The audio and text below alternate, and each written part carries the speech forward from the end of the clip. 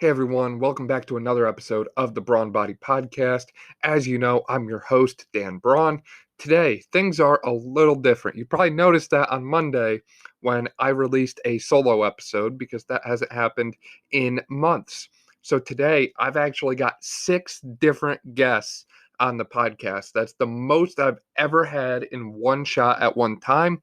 And this is the longest episode of the Brawn Body Podcast to date. It's a really good one, and it really highlights a lot of key issues within the world of women's sports. So essentially, we talked with all 6 of these different athletes, coaches, officials, you name it, about their experiences and perspectives within the world of women's sports, the issues that they've seen and experienced, what they think should be done about it, all that sort of thing. So we really covered all the bases here. I think there's some awesome topics and awesome discussion that took place. And I really hope that you all listen to this episode and really take away some key points from it. And hopefully we can make some changes that need to be made as a result of that. So, who are these 6 amazing ladies that I keep talking about? We have Julie Burrill, Arianna Camille, Cassiah Ray, Bridgett Finn, Mikaela Koenig, and Emily. Some of those names might sound familiar. You're actually going to end up seeing some of those names again in the near future. So a lot of stuff going on here. About each one real quick. Julie, she's a 2019 graduate of the University of Scranton. That was their exercise science program that she graduated from. She's currently in the DPT program at Scranton. She's going to graduate in 2022. At the collegiate level, she played field hockey for 4 years. She's very similar to me as far as health values, beliefs, interests. And again, you might see her name again here soon. For more on Julie, you can find her on Instagram at goalsetmindset_JB. And I almost forgot to mention, she's one of the strength coaches at the University of Scranton, and she works very closely with the women's field hockey team. She has her CSCS through the NSCA. Cassiah is a junior at Lebanon Valley College. She's studying exercise science, and she's a member of the women's basketball team. And one of the things that she's going to talk about quite extensively is she actually tore both of her ACLs within a very short time period of one another back in 2019. So she has some interesting perspectives on injuries and how to overcome them and keep moving forward. Mikaela, she's a student physical therapist. She's here at LVC as well. She's a former collegiate basketball player who unfortunately suffered a career-ending injury, and that kind of took her from being a player into a coach and officiating role. So she actually referees different games and that sort of thing. She's also very involved in D3 event staff coordination here at the college and helps out with the athletic office. She's done some awesome stuff in the past as well as far as this sort of thing goes. Back in 2017, she attended a excellence forum put on by the NCAA, which is where she actually developed a passion for female sports and the issues within it. Arianna, as you know, her name's kind of familiar. She's no stranger to our podcast. She's a professional dancer, choreographer, and model who has actually traveled the world and danced around the world. She's received over a decade of training in dance. And anytime I have a question about ballet, salsa, barre, Pilates, any of that sort of thing, I usually direct it to her because she is very knowledgeable there. She's also got an extensive background in mindfulness, Pilates, and she's currently in college studying communications. So for more on Arianna, head over to ariannacamille.com, check out her website. And again, I did mention she is a choreographer. So if maybe you have a wedding or something coming up and you need some choreography done, she would be a good one to reach out to as far as dances and that sort of thing goes. Bridgett is a former soccer player here at LVC. She's also the vice chair of the Division III National Student Athlete Advisory Committee. She's the president of the Middle Atlantic Conference Student Athletic Advisory Committee. and she's the president of Lebanon Valley College's Student Athlete Advisory Committee. She's also a certified personal trainer through the American College of Sports Medicine, and she's currently wrapping up her bachelor's degree in exercise science. She'll be graduating in May of this year. For more on Bridgett, you can find her over on Instagram at Bridgett Finn _CPT. And last but not least, we have Emma Lee. Emma grew up over in Sacramento, California, and then attended the University of Washington for undergrad. Grew up doing gymnastics. She was participating since age 2 and went all the way up to level 10, which is basically the highest level you can reach in gymnastics. You might remember that from our gymnastics episode with Michelle a couple months ago. And in college, Emma was on a D1 team briefly before becoming the team manager, and she's going to talk about what all happened there. She also holds a master's in sports management and currently works at DraftKings. So that was clearly quite a mouthful. These ladies are very impressive, and they're doing a lot of stuff. They're very different in the sense that they've got different experiences. They're from different parts of the country, but they're also very similar, and you'll see that their stories and experiences actually overlap quite a bit. So we're really excited to bring you this episode, and it's an episode that's not really about me. It's about the guests, which is what I want it to be. So tune in for this one.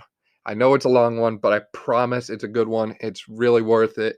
I've certainly learned a lot from it, and I hope that you listening to this learn a lot as well and kind of gain some new perspectives and insights on the issues within the fields of athletics. And hopefully we lead to some new creative solutions as a result of this. Thanks again for listening. Enjoy the show. I wanted to add that we kind of split this show up into 2 separate parts. So the first part, this was all recorded in one day. The first part features Julie, Cassiah, Arianna, and Mikaela. The second part features Bridgett and Emma. I almost forgot to mention that. So it's sort of a 2-episode in one kind of special here. Enjoy. Good.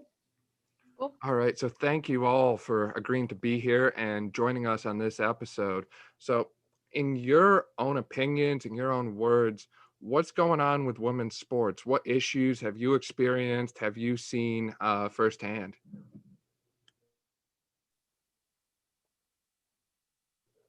This is open to anyone. All right, so I'll get started here. So my name is Julie, and I was a female athlete my entire life, all through college, up until I got to physical therapy school. And now I get to participate more on the coaching side of things within female athletics. And one thing that stands out to me as a strength and conditioning coach and a previous athlete is definitely the misconceptions and stereotypes, if you will, around strength and conditioning and around strength training in general for female athletes. In terms of, especially at the college level, we know that there's definitely some inequality in terms of like money and budgeting and stuff like that, where female sports aren't getting all of the resources that they need. But more than that, I think that one of the problems is just this overlying picture that female athletes don't need to lift weights or shouldn't lift weights, when in reality, female athletes need strength training more than men, in my opinion.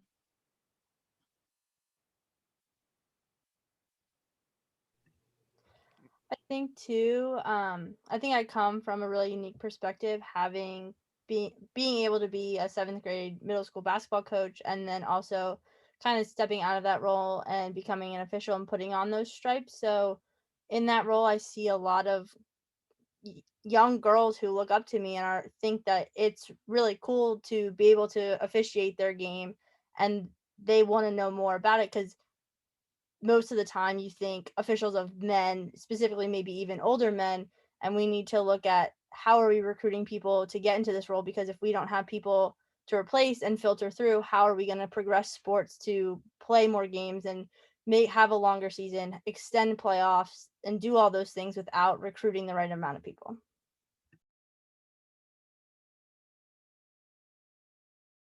I think another issue is there's this misconception that women's sports somehow are less than men's sports. And this one moment popped into my head. It was my freshman, I play basketball here. And it was my freshman year. It was like freshman orientation. And we had to do like community service with all the other athletes. And I was talking to this kid.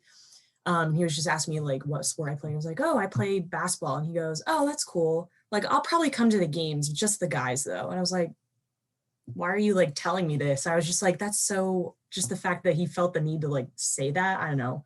Maybe he was just immature, but that moment has like stuck with me. Like I laugh about it now, but like it kind of stuck with me like ever since freshman year, and now I'm a junior. So.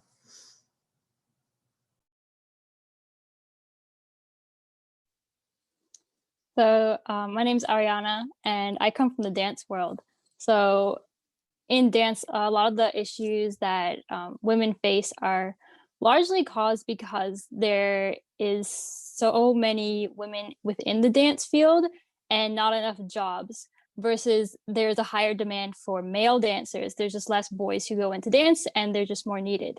So because of that, there are already high expectations for what dancers should be able to do, and unrealistic expectations of what dancers' bodies should look like. But for women, that is multiplied so much because there is so much competition within the dance field for women. Just to give a quick example of the really large difference between men and women in the dance field, a typical audition I've been to, the company's auditioning, they need 4 women and 4 men. And at the audition, there show up over 100 women and 8 men. So obviously, there is a large pressure that women face, and this is exacerbated by just unrealistic expectations of what female dancers' bodies should look like and what is desirable. Right. So it sounds like a lot of these issues really overlap. Is we've got issues with body image and the physical side of things. Julie brought this up with the women's weightlifting and strength and conditioning. We know that women, female athletes especially, are at higher risks for things like ACL tears, a lot of different things. And strength and conditioning can make a huge difference in this population. And I mean, we all saw the NCAA thing. We all know how bad the inequality was at the, Division I level on, full public display. I think there's a lot of overlap there. And obviously that kind of impact there carries over onto the court and ultimately to the fans. Is if the athletes don't have access to what they have or what they need to train as hard and prepare themselves physically, then when it comes time to play or perform in whatever aspect, whether it's dance, track and field, basketball, soccer, you name it, they're probably not going to play to their peak potential because they haven't had everything they need to prepare for it. And that's probably going to carry over to the fan side of things, like Cassiah brought up. People might look at the sport differently, and it's not the athlete's fault. They're doing everything they can, but obviously when one team has access to barbells, power racks, and weight plates, and the other team has access to 20-pound dumbbells and a yoga mat, there's a little bit of a difference there. So I think this is almost like a little bit of a funnel right now, how one thing leads to the next, leads to the next, cascade effect. I'm curious to hear if any of you have any thoughts on that or anything else that you want to bring up on this. I know recently the MAC has, I would say within the past 3 years now, since I've been working for the athletic department at LVC, the MAC decided to change tip-off times for men's and women's basketball, because it used to always be girls at 6, men at 8. People would come for the girls' game. Maybe they catch the end of it, but then we always had a bigger crowd for the men's game.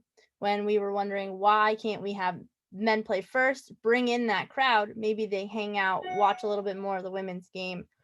So when we did decide to make that switch as a MAC and Commonwealth Freedom, we did see actually people get up after the men's game and still leave because they didn't want to stay and watch the women's game.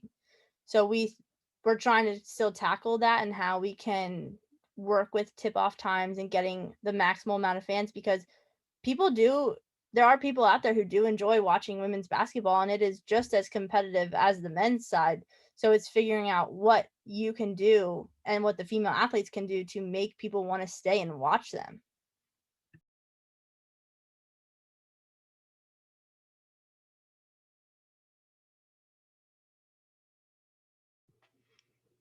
No, I get that, and it's that's a hard problem to tackle. Is you even looking at that, you shouldn't have to completely rearrange the schedule on someone in order to make it equal, so to speak. I don't know if any of you have seen the different videos on Facebook or YouTube where they'll go around college campuses and ask people different questions, and they'll record their responses to them.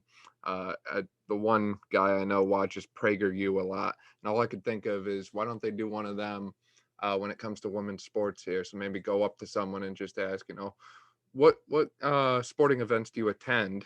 And then say, oh, why don't you attend the women's ones or something like that? Because I feel like the responses you get would be pretty interesting. Now, kind of opening it up a little more onto some of these specific topics here. How do you think something like the physical side of things, we'll start there, impacts your respective areas? So when we think about physical side of things with women athletes, we think body image, body positivity, we think strength and conditioning, overall training, and ultimately injury risk. From the four of you, how have you kind of seen that manifest personally, whether it's for dancing and modeling, for field hockey, basketball? Just curious to hear your thoughts there. I definitely think it's getting better, even within the last 5 to 10 years. When I think about myself back in middle school and early high school, strength and conditioning and weight training was not talked about at all in any of the sports that I played.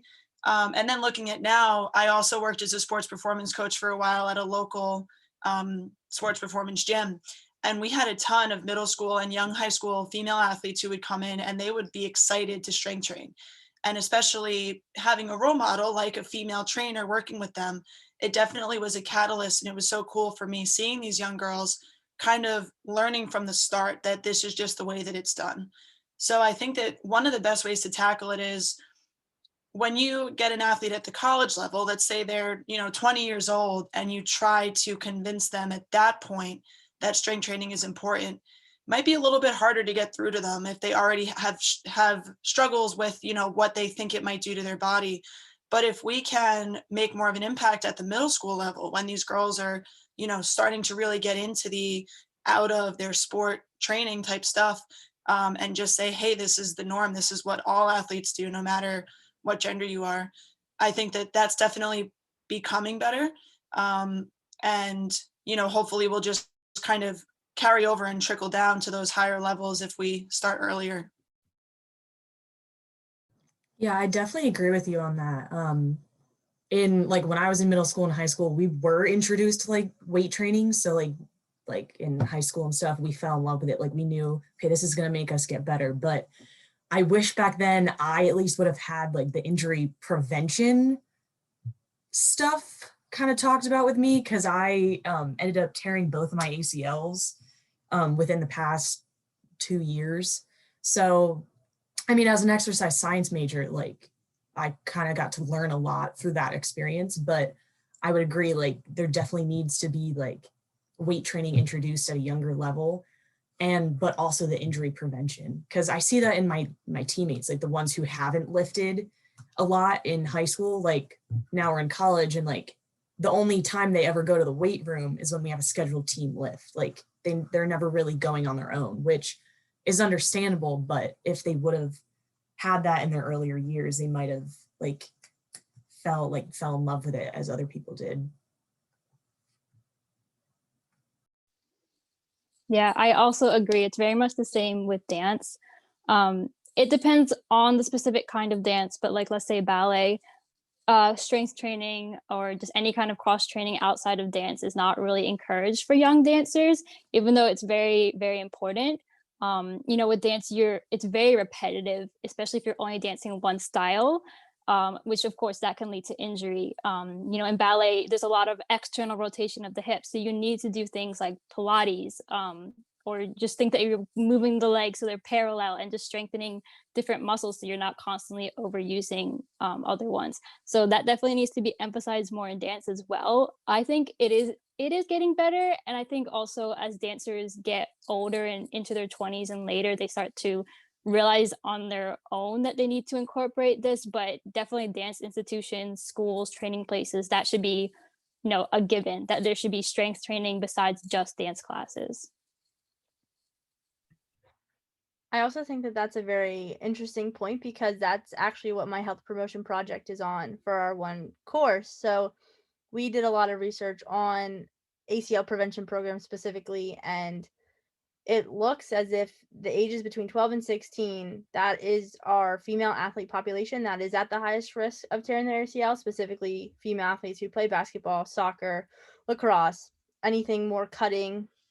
But we reached out to different places and trying to get access to ACL prevention programs that are out there, and you either need to pay money to get them, or you need to find someone who's trained, pay them, or you have to figure out how to train yourself, because some stuff is, maybe it's not always the easiest thing for anyone else to pick up. You might need a little bit of guidance in the beginning. So we took it upon ourselves to change and kind of look at all these different programs and combine them into one thing and provide them to this select group of girls. And we're just trying to make the tiniest little impact on anything that we can, whether that's quadricep strength, hamstring strength, anything that we can do to help them maybe prevent an ACL injury. So we've been working around week 3 with these girls, and they're loving our beach body made up workouts, and they're enjoying what they're doing because they're working out with someone. But we also tried reaching out to a couple school districts to get like teams to buy in to see if we can have an impact within their teams. And it was very interesting that some of the schools told us no, that we couldn't with their female athletes, because asking them to do 15 minutes of exercise 3 times a week was gonna affect their school. So we were kind of shocked that schools were kind of turning us down and saying that exercise wasn't gonna help them.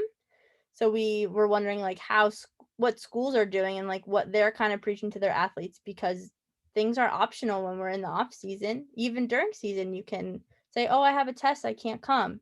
No big deal. But the schools are not even supporting these prevention programs.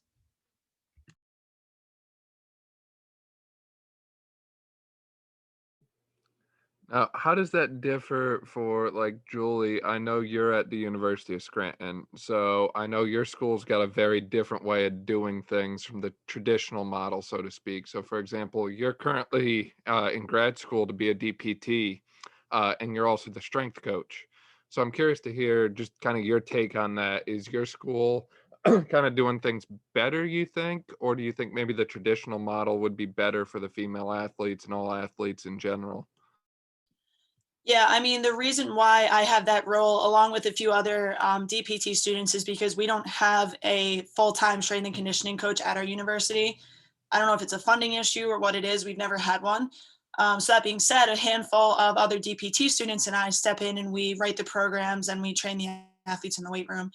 I think it's a really awesome opportunity for us, to learn and kind of get our feet wet in the coaching space before becoming a PT. But I do think it's pretty cool for the athletes as well, kind of having somebody who was just in their shoes. A lot of us were athletes at the university prior to getting into grad school.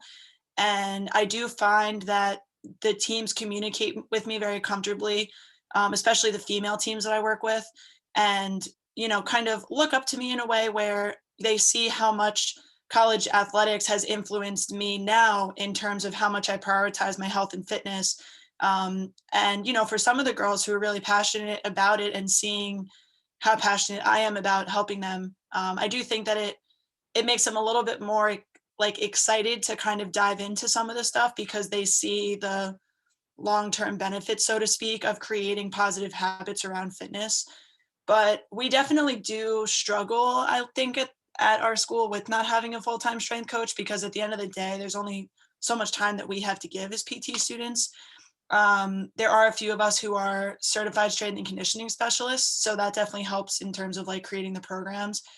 but I'm definitely one of the advocates who has spoken to athletics a few times, kind of trying to get a full-time strength coach on board and, maybe having our help in addition to that. For sure. Our college here, we have one strength and conditioning coach for 25, 26 teams. So it's like a 7 to 800 athlete to one ratio.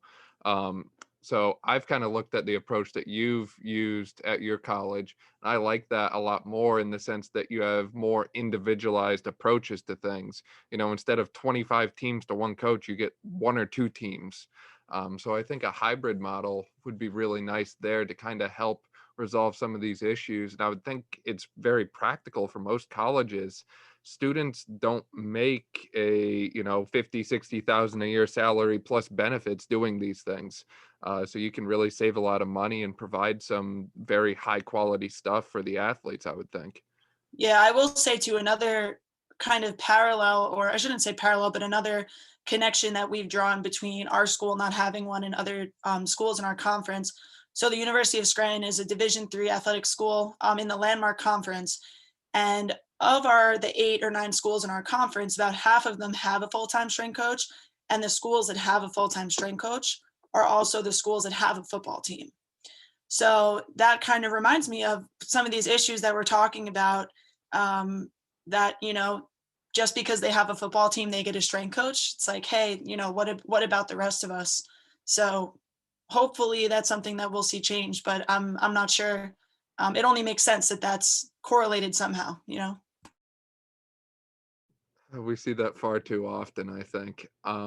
So within this kind of physical health realm, you've all spoken quite a bit on injuries and whether that's watching someone get injured, being injured yourself, or treating someone who's been injured.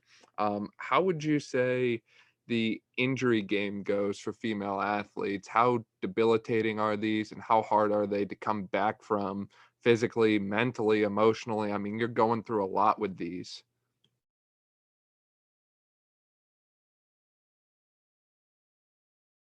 I mean, I don't know. I can't say that the experience is different for men per se, but I know, like, obviously we know ACL tears are much higher in females. And I know when I was coming back from my first ACL injury, it was always in the back of my head, like, oh, I could re-tear it. I could tear the other one.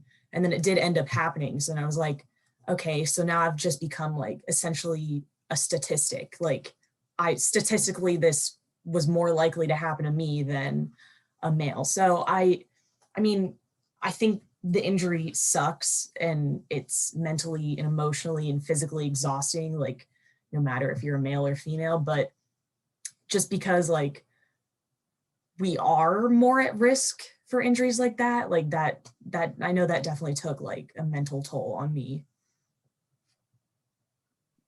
Yeah, I think it kind of depends on like the prior experience of the athlete before their injury. I guess one way it can kind of separate from male athletes is since female athletes tend to not be as involved in strength training, to no fault of their own, but if they just weren't exposed to it at a young age, they may have a harder time with a more intensive rehab process like an ACL rehab or any sort of surgical procedure where, they go to a physical therapist and they're told like, hey, we're going to lift these weights. Not that it's necessarily harder for them because they're females, but that kind of stuff's going to be harder for any patient who's never done that stuff before. So I think that by exposing female athletes again at a young age to some of these basic resistance training principles, in case they do end up getting hurt, just like any other male or female athlete might get hurt, they at least can envision themselves, working hard and strengthening and performing squats and whatever it is that the actual process entails. I just would assume that mentally it would be a lot easier. I think too, I had an injury that actually ended my basketball career and had me hang up my shoes, and that was very mentally challenging for me to give up something that I had spent my whole life doing since I was in 3rd grade. But I was able to let go of my player role and find another outlet to still be involved in the game. So I think that for athletes, men, women who do have an injury and they realize maybe I'm not going to be able to be at 100% or again, or I'm not going to make it to 75% of my previous capabilities. What other things can I do to be involved in the sport that I love and I have so much passion for? So I think that is something that a lot of girls look up to, like female athletes that used to play are now finally in these roles of officiating and coaching, and they're finally getting that little bit of spotlight where young girls are looking up to, thinking like, that's really cool, like that's something I want to do when I'm not playing anymore.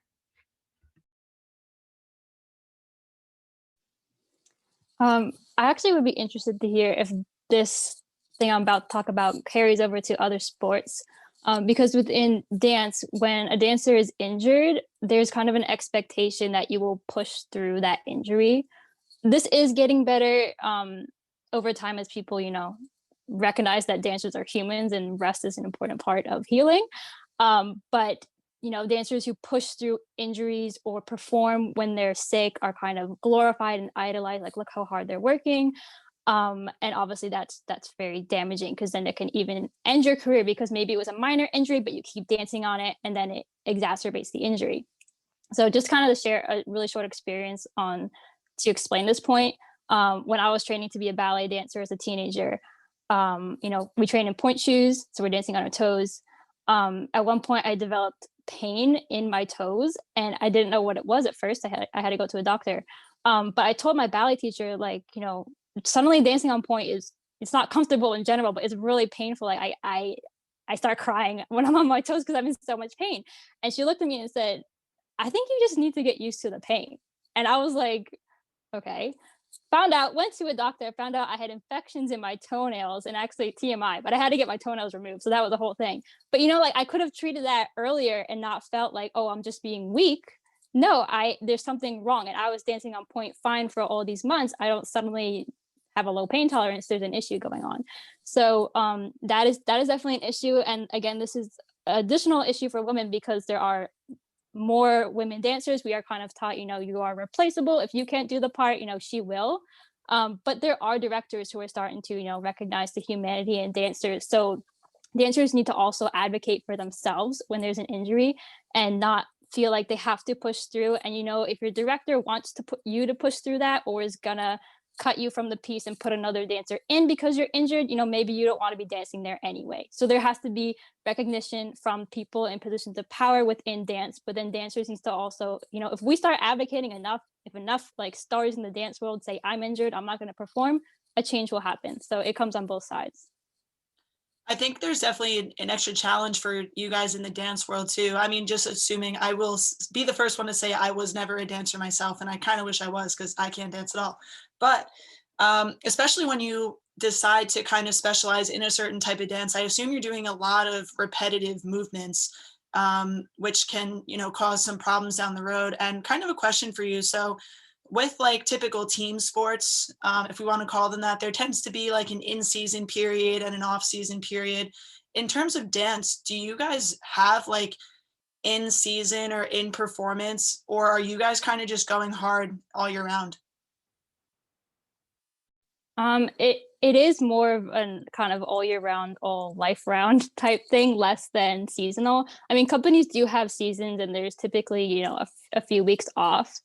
But there's just not much flexibility within that, especially when you have performances. It's really difficult, even if you are sick or get an injury, to kind of step back because there aren't many dancers within the company who can take over your role.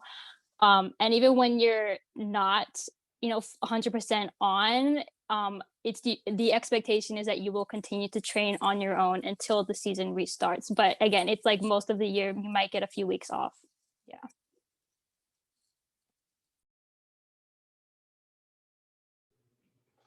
No, that's interesting stuff. One of the things that really was running through my mind during this as well is, we talk about these injuries, and it's not just getting recognized that, hey, something is wrong and we need to take care of it, but it's a matter of getting good physical therapy and good treatment from the medical side of things after the fact. So I'll give an example. I'll mention my girlfriend. Hopefully she listens to this. But she had a hernia, L5S1, disc hernia. and this was in the posterolateral direction. So you're supposed to treat this with extension-based exercises. Basic McKinsey principle here for the PT people.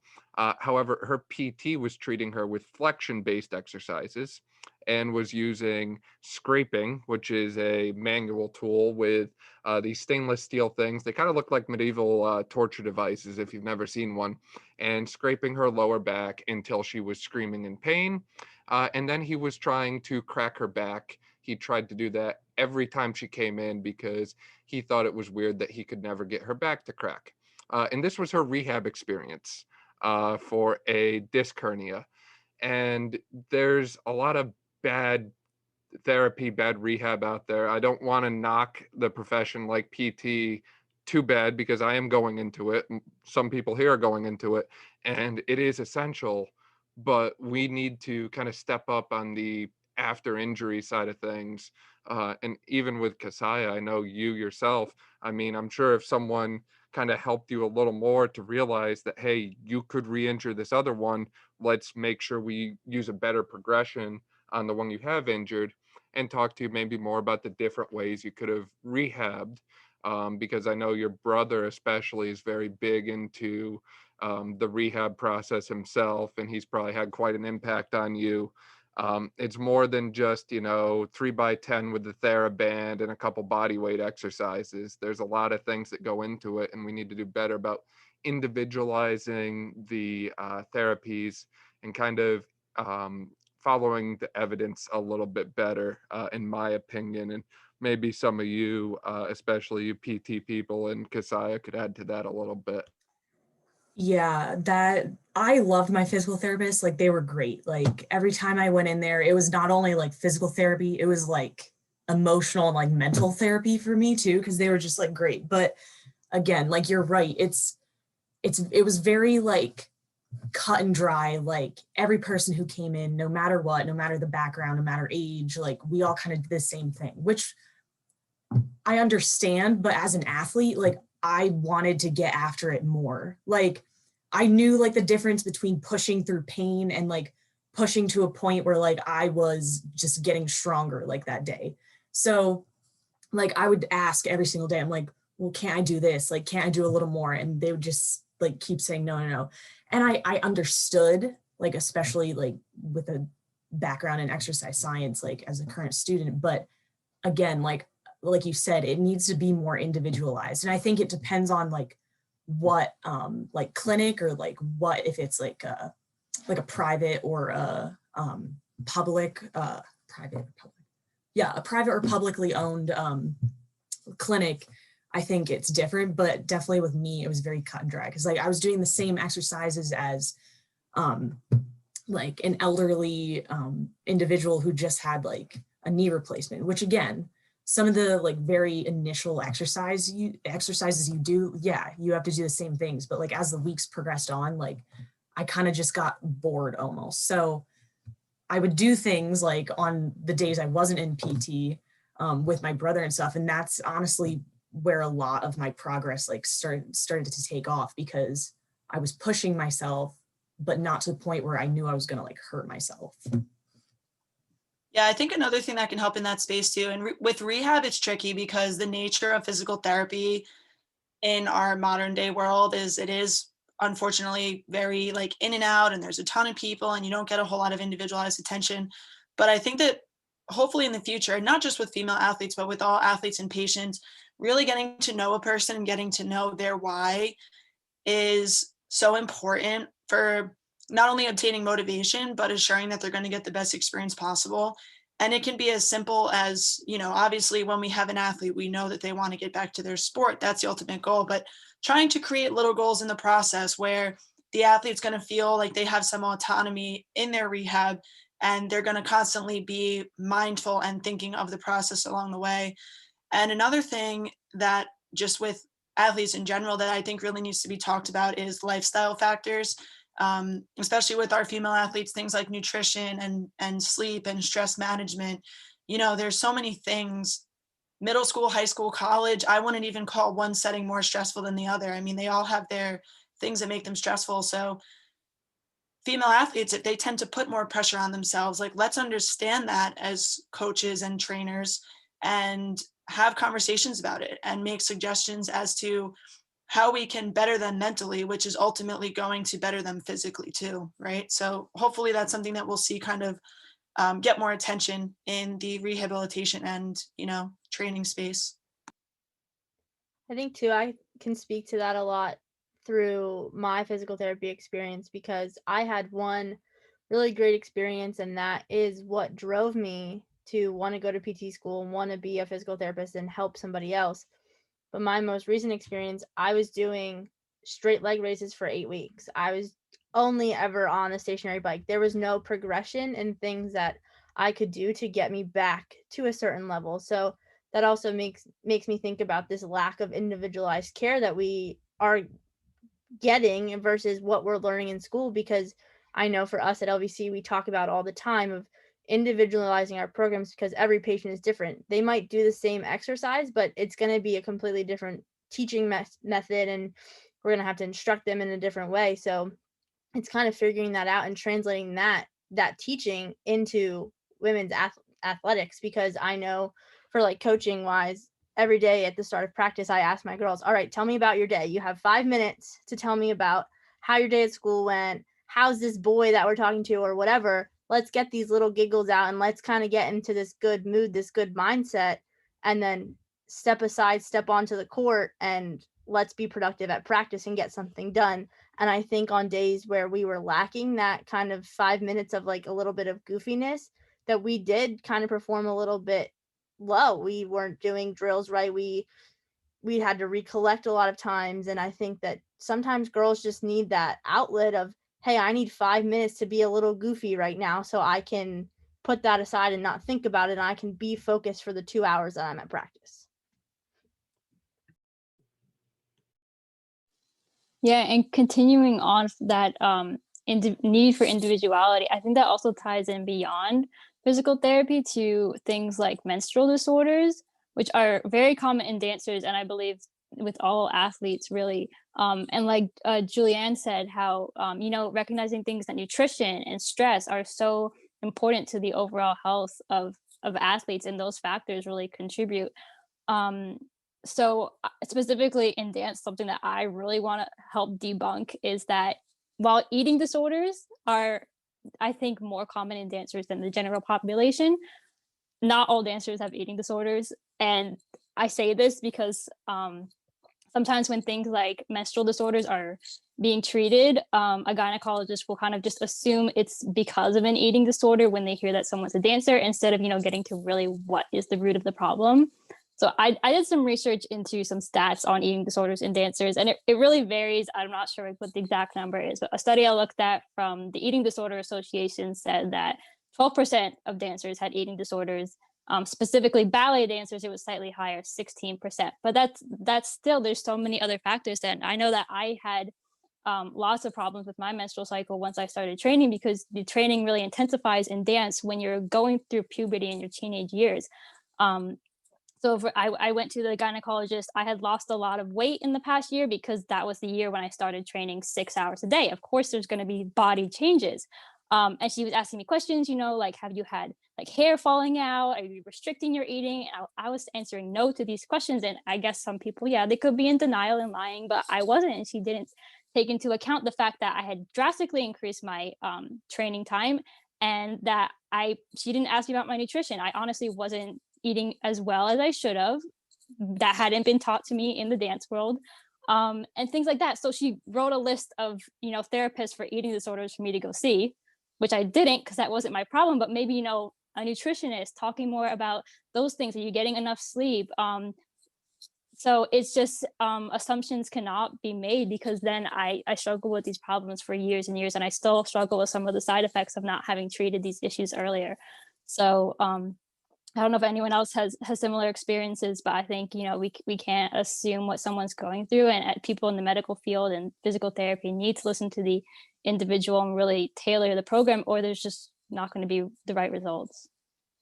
Yeah, Adriana, I think you brought up a really good point. And I think that the biggest problem with nutrition in athletics, and specifically with female athletes, it's not necessarily that females all have fears of eating or have some sort of eating disorder, a lot of times it's just misinformation. Like athletes just straight up have no idea that they should be eating more than their friend that's sitting next to them that is not an athlete. It's not because you're better than them. It's because you are expending more energy and you need more calories to perform well, right? So I totally agree with you. I think this needs to be something that is talked about more. And I mean, whose job is it to talk about? That's kind of the tricky part, because everybody kind of tiptoes around it, but that's exactly it. And then the problem becomes when female athletes do start to learn about nutrition, then they're like, oh my God, I've been eating wrong for years. Like, oh, do I have a problem? Like, oh, do I have an eating disorder? And it's like, no, listen, like you didn't have the right information, let's do things right. Let's eat more protein, whatever the problem might be. But I agree with you. Are they more prevalent amongst females? I'm sure they are. But is that the biggest cause of not adequate nutrition amongst female athletes? I don't think so. I think it's definitely more an education and a coaching thing than anything else. For sure. And this kind of creates almost a whole nother different cascade that we've kind of just discovered inadvertently here, is the issues with female reproductive health, because we have plenty of stats that show in the first 1 to 2 days of the menstrual cycle, women are 30% more likely to tear their ACLs. But I'm sure no one's ever told you that in youth sports or, middle school, high school, when all these things are happening, say you tear your ACL, then you've got this mental health cascade that follows, because you've got the injury effect, plus you have the nutrition effect that Julie just brought up. So this is kind of, multiple downward spirals at play here. And we're kind of hitting on the female athlete triad a little bit there as well. I don't know if any of you are familiar with that, but essentially you have a combination of menstrual disturbance and energy deficiency, so caloric restriction, and that creates low bone mass or low bone density. And that triad, those three things, can really wreck and destroy female health long term. And as an outsider to this, I feel like that's something that isn't being stressed enough on the sports health side of things. And I'm sure, people like you, Julie, who are absolutely killing the game with everything you do and coaching. And, Mikaela, I know you know all of this as well. When you're coaching your athletes, it takes people like you going out there and knowing that there's a problem and then working with the athletes to make a difference, and, thus being the change you want to see in the world. So I think people like you are certainly where this kind of continues to the next step here. And before I end on that, I want to ask about the mental side of things with this, because we've talked so much about the physical and kind of hinted at the mental. Arianna, I know we've talked extensively on this before, how you keep yourself mentally right and mentally sane during some of these crazy long dance marathons, and traveling the world. I mean, all these things that you all go through as athletes, especially female athletes, are crazy stressful. And I mean, there's just a lot of moving parts to a lot of these things. So I'm curious to hear your thoughts on mental health, how you maintain mental health, and how you're instilling mental health in your teammates, your athletes that you're coaching, all of that sort of thing. I think the most important thing to do is to be that role model for them, and what you do isn't going to work for the next person, and is maybe not even going to work for the next person, but it's showing them that you can be open about yourself, and you can kind of let a little bit of you shine through in that aspect to kind of open up to them and get them to realize, like, hey, maybe this thing that I'm going through isn't okay, and maybe I should open up about it. Because a lot of times I think females are really afraid to share their feelings because they're going to come across as too emotional or any other word that people want to define them as. But I think that is part of being a female, and maybe we are just a little bit more emotional, but we have to first with ourselves, we have to be comfortable with ourselves and expressing that and finding that person that we can go to and we can trust, and opening up about this and talking about different ways to cope with it. And what can I do? Maybe physical activity is my coping mechanism. Maybe it's taking 30 minutes and watching a TV show. It's showing them and being that role model that it's okay and things are going to get better, but it's not you can't just handle them by yourself. There has to be somebody there with you.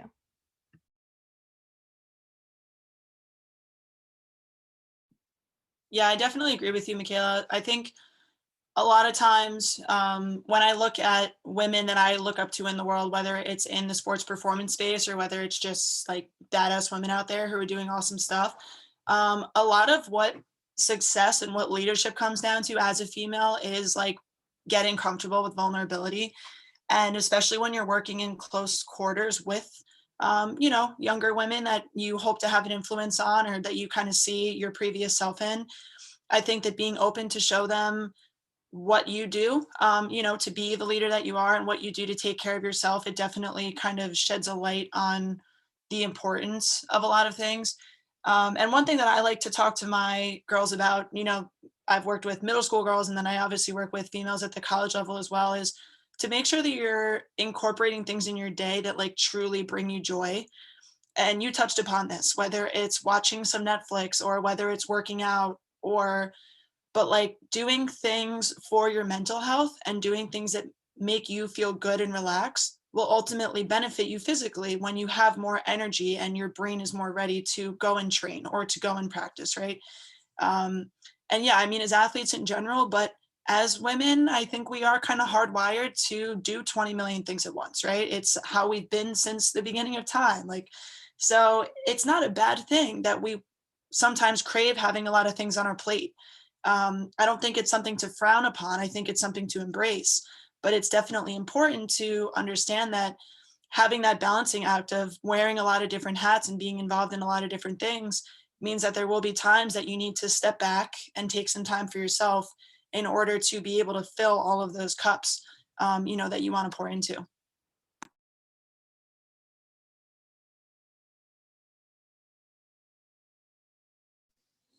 I would say maintaining mental health in dance as a woman is really embracing the fact that you are a woman, because I think the stereotypical desirable body images within dance don't really allow for women to embrace like all that they are. Because in dance, there's kind of the ideal body, which varies again by dance style, but it's kind of like that pre-pubescent girl where you're like flat chested, narrow hips is very desirable, especially in ballet. And yeah, some women are like that their whole lives, but a lot of women are, and that's just unrealistic. And trying to fit into that mold throughout your teen years and on is really damaging to your mental health, because it's just not realistic. Expectations for you to have a flat butt when you're strengthening your glutes, like that just doesn't make sense. And when a teacher is telling you that will drive you insane. So just embracing your womanhood. There are few dancers, certain aspects of the dance field, like modern dance, think they're more progressive. I think they're more progressive than they actually are. But there are some women like Misty Copeland who she has a curvier figure and she's also more muscular, so she kind of like defies two areas of body image that aren't really seen in dance. Looking up to her, she owns her womanhood. And so we are women, we are not girls. We grow up and our bodies change, and that's normal, and that's also amazing, and not something that we should feel bad about. Like getting your period when you have a performance or a game or whatever, like shouldn't feel like you have to hide that, but like doing things that you need so that you can perform at a high level when you're going through those different cycles with your body, and like embracing that and not trying to like push it down. So yes, we are women and we embrace it.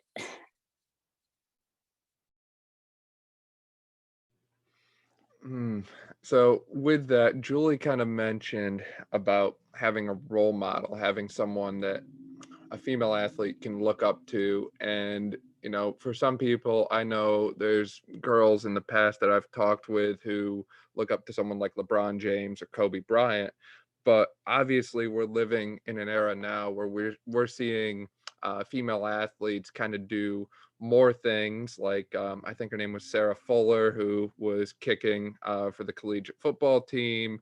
We're seeing referees at the NFL level who are female. We're seeing umpires in the MLB who are female. The San Francisco Giants MLB team have a female coach. For you all, are there any specific female athletes that you look up to, or who are your role models, I guess I'll say?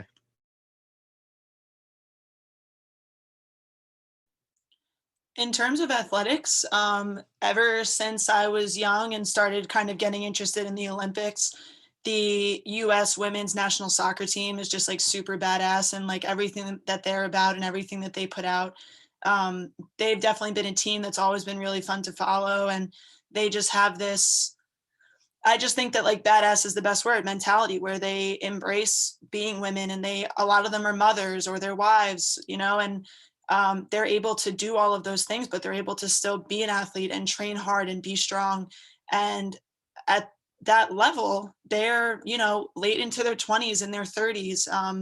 And I think that that's definitely something that's really inspiring to see women as they get older. Like, I feel like, athletes in general, but especially female athletes, I think a lot of us peak in the high school and college years, and you oftentimes see women kind of fall off a little bit after that when they get married and have kids and whatever else. So I definitely think that just anybody out there who's showing that you can be a wife and a mother and a full-time employee and do all of these things and still embrace health and fitness, anybody who's doing that is definitely my role model and something that I hope to do in the future. And, people can say the same thing about me one day.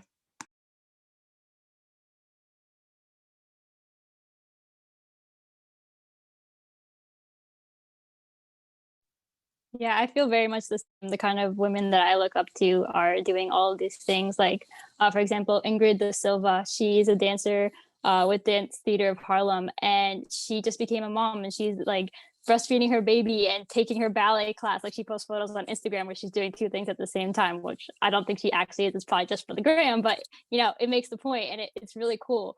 I definitely look up to women like this, but I think we need to be careful because sometimes dance companies, when they get one woman like that who's kind of defying the stereotype, they will kind of like showcase her more and say like look, one person has achieved it, now we're there, now it's possible for everyone. And we see the same women being looked up to for years and years and years, and we don't see as many new women entering those spaces. So I think it's important to look up to these women, but also realize just because there's one or two there doesn't mean that the doors are open for everyone, and we need to keep pushing ourselves and seeing women who are slowly starting to enter those spaces and really encouraging them to keep going.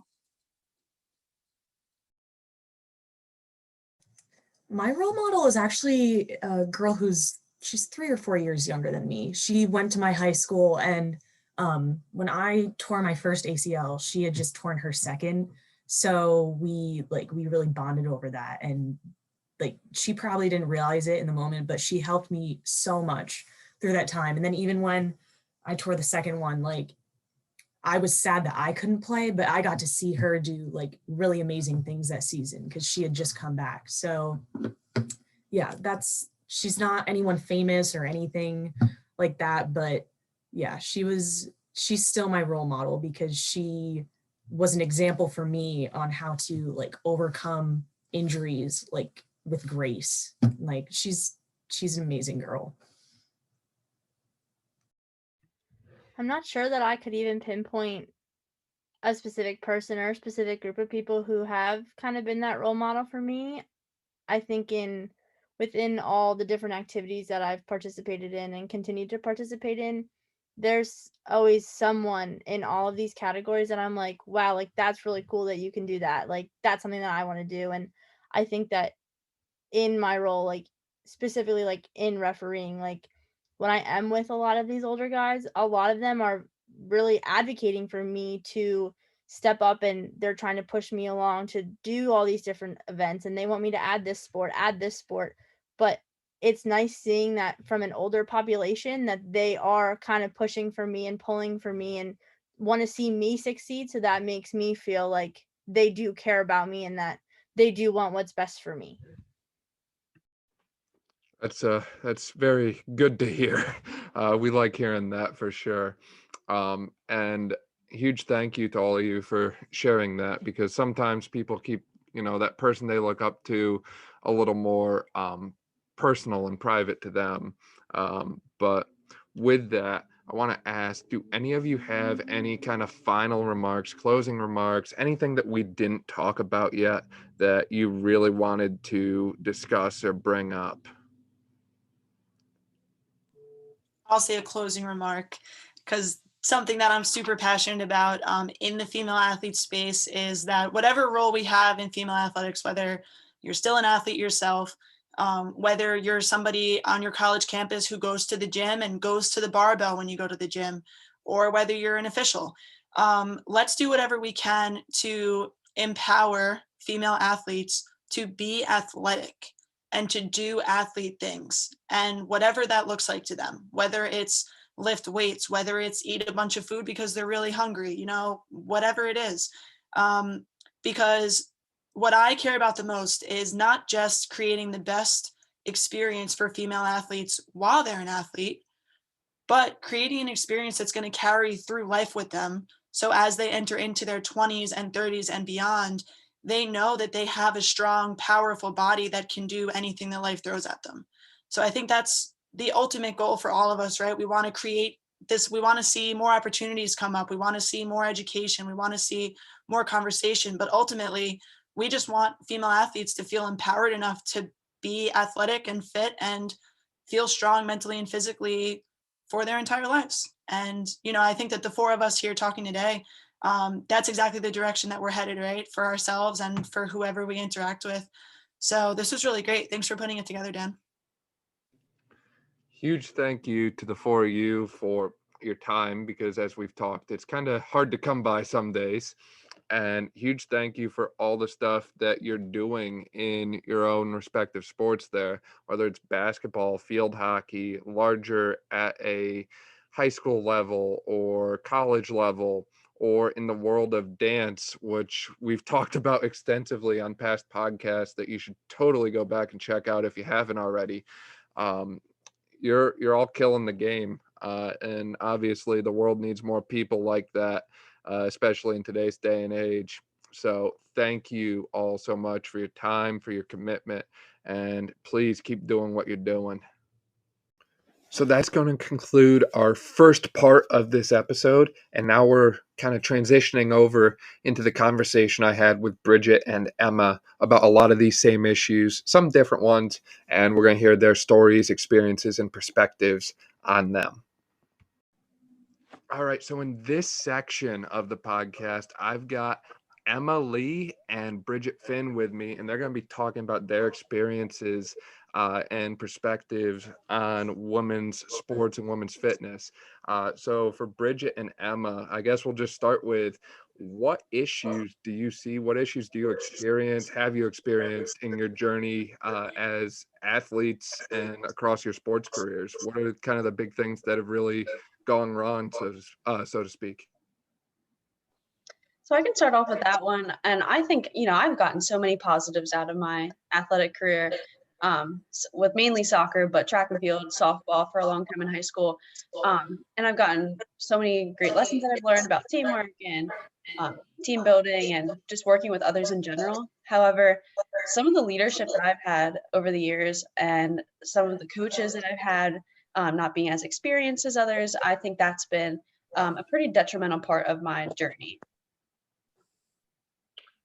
Yeah, I would agree with that. I didn't necessarily have a great experience. I loved the sport, so I continued it for myself, but the people that were supposed to encourage you, support you, didn't. And it wasn't that they didn't, it was just in a very unhealthy way, and that kind of affected everything else in my life. So you see them as authority figures, and you see them, like, you spend most of your time with them. And so when they don't support you in a way that you want, it just becomes harder for you to keep continuing the sport, and just like you question yourself, like, why are you still doing this? So for me, that was kind of what I had at the end of my career. So yeah. And yeah, I'd also say that growing up, I've had some really amazing coaches at the youth level, at the high school level, club level for soccer. And I'm so thankful that I've had that experience growing up, because I was able to stick with it, and they encouraged me to love the game and just grow my passion for my sport. But unfortunately, at that higher collegiate level is when I had the harmful experience. And that's when it hit me. And I was like, at that point of the game, when you're that much older and you have to put so much more time into it while balancing college and all these other things going on, it makes it a lot harder when you don't have the same support that you once had.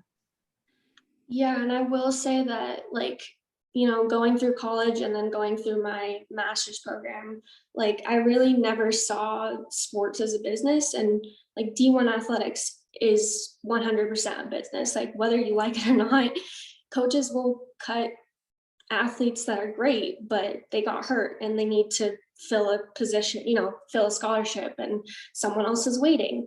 That's the unfortunate thing. But, after kind of like taking some time after, I got cut, I just like put that in perspective. And it made me realize that, like, coaches depend on 18 to 22-year-olds for their job.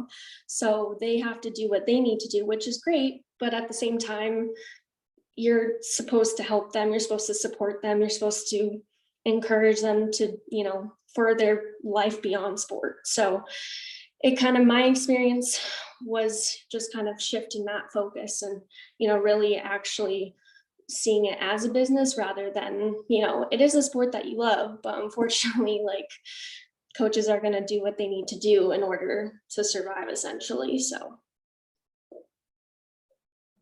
Right. So it kind of seems like for both of you, you were very engulfed in the world of sports growing up from young ages. I mean, that was kind of your life. And I mean, the things that you've experienced in the world of sports growing up, kind of when things went right, it impacted every aspect of your life. And when things went wrong, it also kind of trickled over and impacted every aspect of your life, mentally, physically, emotionally, I'm sure. I can't speak on your behalf, but I'm sure those times were very challenging when things weren't going right and all that way. And I think it's interesting how you bring up too, Emma, how sports are a business. We kind of forget that a lot of times, that, in America, it's all about the money. If you want to know how something works, just follow the money.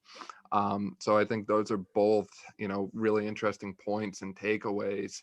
And I'm curious to hear more about that. I see you're both unmuted. You both look ready to go. So, again, this is your time to shine. So feel free to keep going. Yeah, if you don't mind, I'll just also add, Emma, it's really cool to hear your perspective with the Division I, the business and everything, because at the Division III level, you don't see that side as much.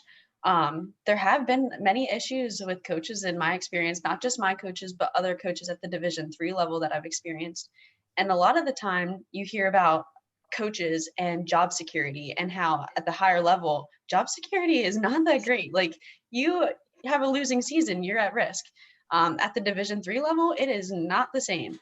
It's really, I wouldn't say as professional as the Division I level, and revenue based and everything. So it's a lot more difficult when you have a coach that is negatively impacting your experience. And even when you have a losing record for 2 or 3 years straight, nothing's really going to change. And it doesn't matter that you could go to the higher ups. And that's really unfortunate. And not just for women's sports, but women and men's sports in general. I just think we have this experience for 4 years. If we have that same experience for more than 2 or 3 years, you're getting burnt out and you lose the love of the game. And it's so unfortunate that you work your way all the way up to that point, and it's just not enjoyable anymore. And I know you can probably relate the exact same way. Yeah, it's great that you mentioned like D3, because everyone thinks when they think college sports, they think of just D1, but like D3 athletes and D2 athletes go through the exact same thing. Like, it's not anything different, and they don't get enough credit. Honestly, they don't have enough funding. It's really a shame because they do the same work.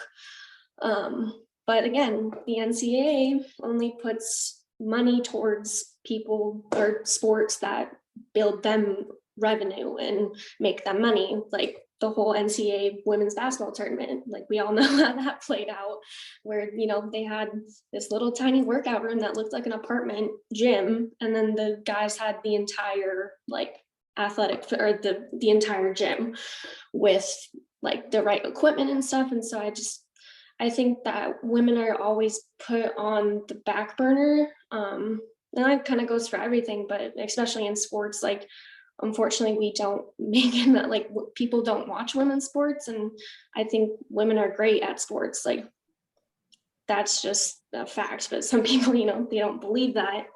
But the other thing is, coaches are the same across, whether it's D1, D3, D2. It's really hard to find coaches that actually like care and want you to succeed after sport. And that's another thing. I mean, I could go on, but I will just say that like sports, life after sports, the NCAA doesn't give you not enough time, but like they don't put enough energy into creating something that you can develop after sport, or like sport is the only thing that you think of and that's what you should be doing for 4 years, and then once that ends, like you're on your own. So like they don't necessarily prepare you the best. And I definitely was lost after I stopped, and I was literally just taking classes. Like I was like, I don't know, let's just try this and see what. I had no idea what I liked. Like I had no other hobbies. I just was very lost.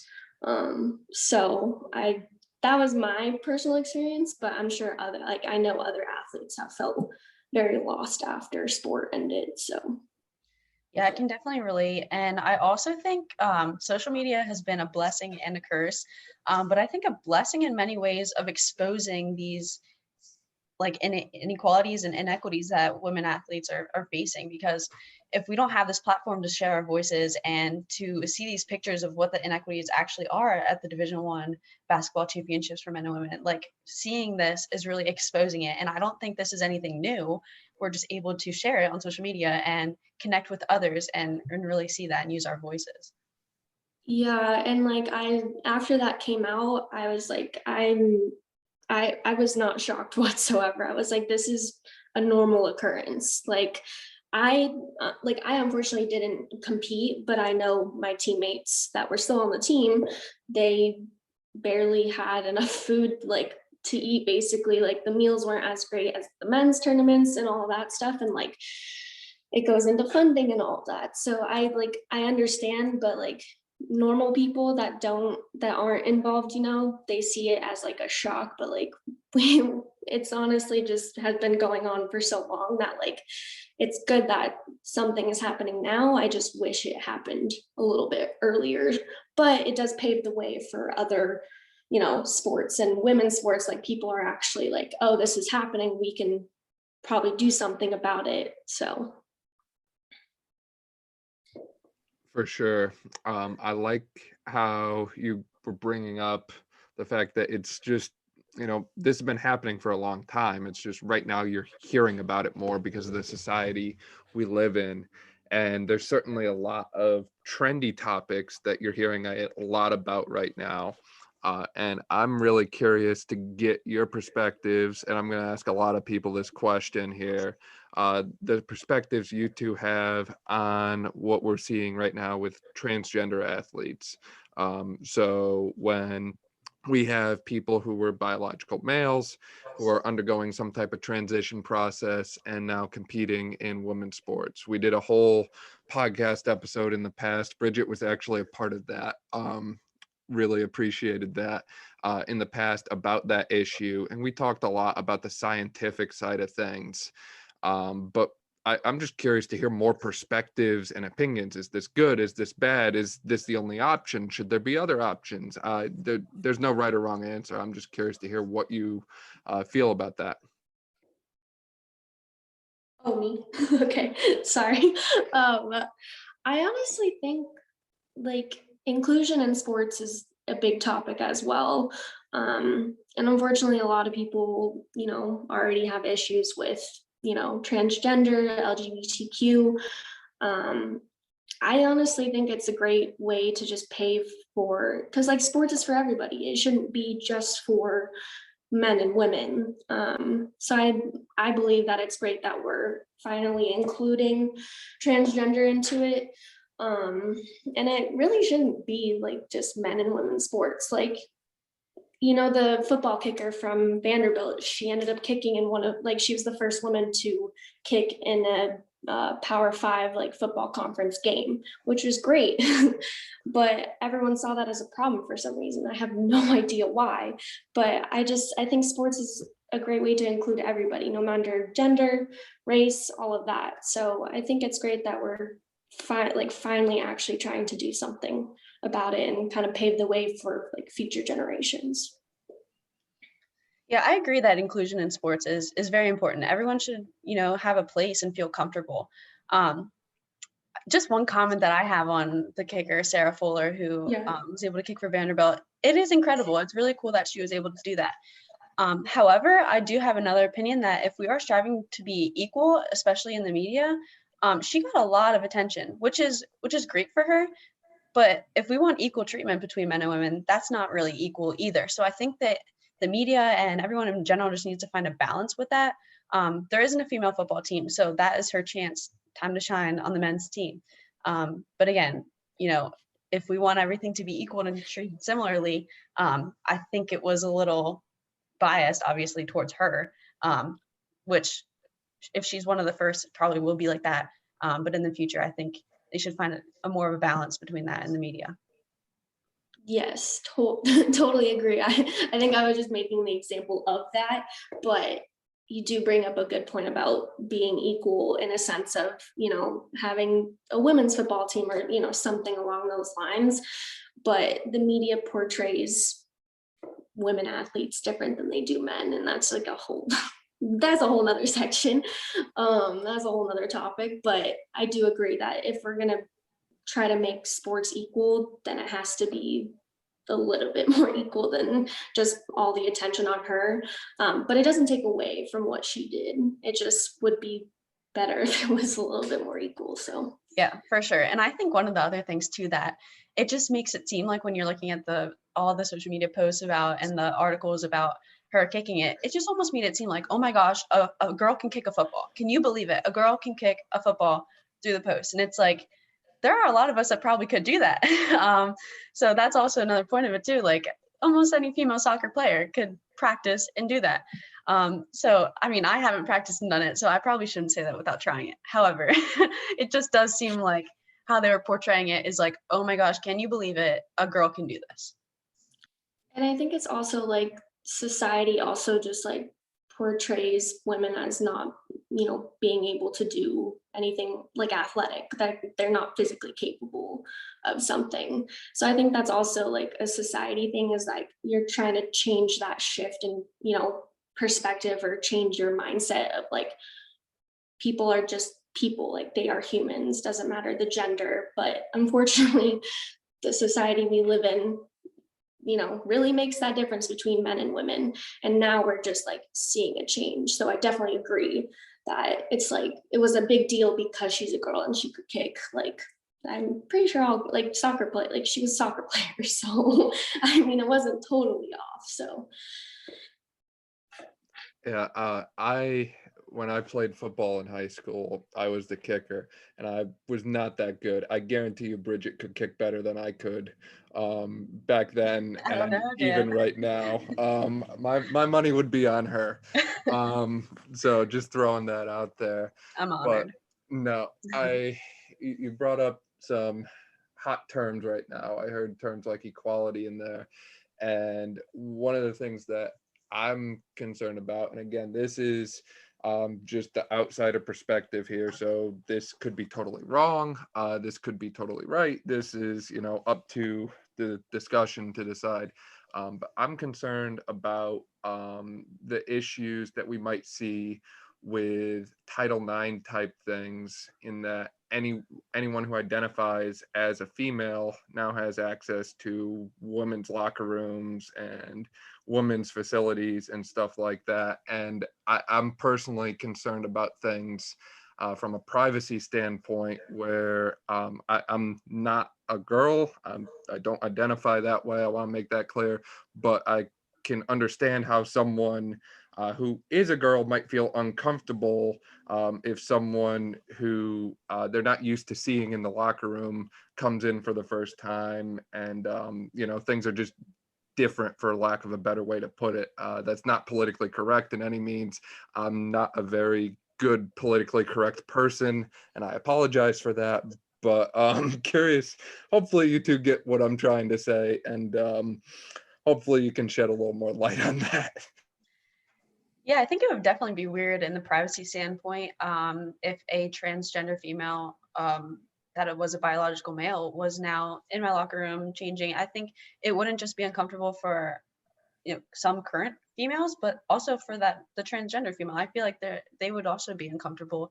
And as much as we strive for inclusion, I don't think that's the places, like the sharing the same locker rooms and everything. Still, I feel like I wouldn't say they have to go in the men's locker room, but I would say there should be an alternative place. I don't think it's all about if they don't identify as a male anymore, that they shouldn't be forced there, but females shouldn't be forced to feel uncomfortable either. And I think that's ridiculous to just assume that all of a sudden, yeah, we're gonna be fine with this. And there's gonna be a very big transition period for our comfortability and everything like that as well. Yeah, totally agree. I think there should just be a space where they feel comfortable, because I mean, whether you like it or not, people are going to be uncomfortable either way. And so like, this is new for everybody. So trying to find like a balance between that. And like, if you're sticking them in, like, they transitioned and they, you stick them in a female locker room, they're going to feel uncomfortable too, while everyone else feels uncomfortable. So trying to make a space where, there's neutral locker rooms, or, there's neutral bathrooms some places now. But I think creating a space where they feel most comfortable would probably be the best solution. But again, that also goes into like infrastructures and stuff like that, and like where you actually can implement this is really the issue here. So Right, because as you said, it's all about the money ultimately. But I think we've touched on a lot. We've said time and time again that there's a huge lack of funding problem. So it would be nice if that was somehow magically corrected. Obviously, nothing happens overnight. But if there was ways to help course correct that and kind of find a way to provide an equal opportunity for everyone that gives a similar outcome. So I don't know what that looks like, if that would mean, we have a men's league, a women's league, and leagues for athletes who are transitioning in between. I don't know if there's I don't know what it looks like. I don't know what the answer is. Hopefully someone hears something in part of these episodes that leads them closer to that episode. But as we've been showing, there's a lot of issues here. So, anything else you can add to this? Sorry, I randomly muted myself there. Geez, not going to be able to edit that one out. Good job, Dan. But yeah, anything else you can add to that, or, talking about these funding issues or the health issues or the comfort issues. I mean, we're talking about a lot of different things here, and I don't know what, the experiences that you've all been through have been like, as far as being an athlete, traveling, experiencing different things at different places, different facilities, all these different things. But I think this is great stuff so far. So keep going. Yeah, I like that you mentioned that. It's literally so many different aspects and areas of discussion that you have to consider and think about. And I think the NCAA and many different schools that want to expand and have these opportunities for transgender student athletes, I think they're kind of jumping the gun and not considering all of these different aspects that female athletes are going to be affected by, and not just female athletes, but everyone. If the NCAA is pushing this so hard, then they should be worried about the funding. It shouldn't have to be anyone else that has to worry about the funding but them. And I think just taking a step back as well, this is going to be mainly a state-by-state decision for transgender athletes because there are already states, I think there's almost up to 5 states that have completely passed law and said we will not have this. We are not going to have female transgender student athletes playing on the female teams when there's so many more risks that outweigh the benefits. And I really want to know, what are the numbers? Like, how many transgender student athletes are being affected by this? Because honestly, I mean, I'm not aware of any, and that could be that I'm just ignorant to the fact and I'm not around them as much. But you know, how many people are going to be affected by this if it doesn't, you know, go through and everything? But also, how many females athletes are going to be uncomfortable, and how many female athletes is this going to affect? Like you said, in the locker room, during travel, on the playing field. What are the inequalities there? So I just think the risks are a lot more detrimental than the benefits. Yeah, there's there's a lot of topics that you could get into. Mainly it's just the funding is honestly is one of the biggest issues. But yes, I agree with Bridgett that, you know, how many student athletes are these going to affect, and, you know, how many of their like careers are going to end because someone else decided that, you know, that was going to happen. But there's so many things that you can change, but you need the people to actually, like, you need actual people that care to change it and implement it and actually actively, actively want to help. But there's so many issues that you can talk about, and like, I have so many like opinions on it that, you know, people might not agree, and that's totally fine. But I think that the NCAA needs to put more funding into mental health services, honestly better. I mean, most of the medical services are like great at certain schools. If your school has money, then you have better, you know, locker rooms, you have better athletic training facilities, all that stuff. But I think they just need to put more funding in different areas than what they're putting in now, if that makes sense. Yeah, definitely. It like we said, it always comes back to the money. But ultimately, even if you had all the money, it's hard to find a resolution to all these different problems that we've been talking about here. And, you know, I think a big piece too, and the whole reason we're doing these this series and talking with so many different female athletes is no one's asking women what their opinion is and what their perspectives are.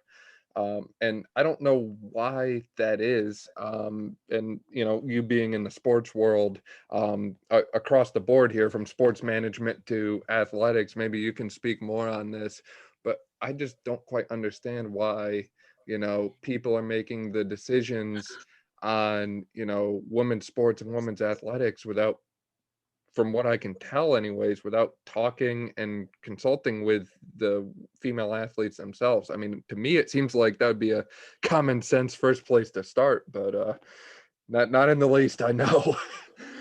Yeah, unfortunately, men are deciding what women should be doing, essentially. And I mean, that goes for outside of sport, but the sport industry especially is very male dominated. There's very few women in high level positions, and it's really hard to work your way up. And, you know, when I first started the program, my program was a 2-year program. I went to the University of San Francisco, and it's a really well-known program. And a lot of alumni are, you know, scattered throughout professional sports, nonprofits, college, like pretty much a very wide variety. But the one thing they did tell us, especially like us women, is, you know, it's going to be really like, it's going to be hard to get into the sport industry and like get your foot in the door. But the fact that you're a woman is going to be that much harder. And I don't know why it is. I can't explain it, but I just know, like, even in my internships, like, I was fortunate enough to intern at UC Irvine for their compliance department. And I I thought I wanted to do compliance, but unfortunately rules and stuff, like that's great. Like it was great to learn, but I didn't see it as a like career that I could do long term.